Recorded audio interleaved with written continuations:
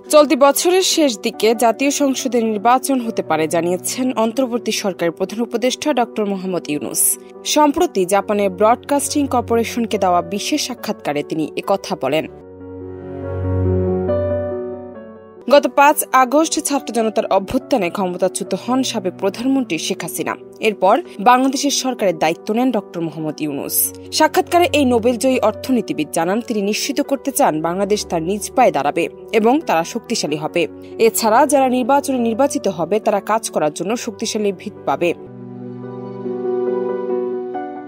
ড ইউনূস বলেন, যখন আমরা ক্ষমতায় এসেছিলাম ওই সময়ের পরিস্থিতি বললে আমি মনে করি আমরা অনেক দূরে গিয়েছি, কারণ এটি ছিল একটি বিধ্বস্ত সমাজ, অর্থনীতি, রাজনৈতিক ব্যবস্থা, বিচারিক ব্যবস্থা।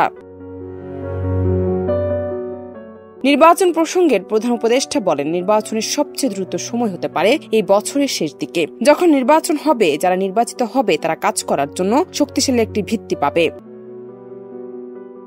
জান্নাত নিপু, দেশ রূপান্তর।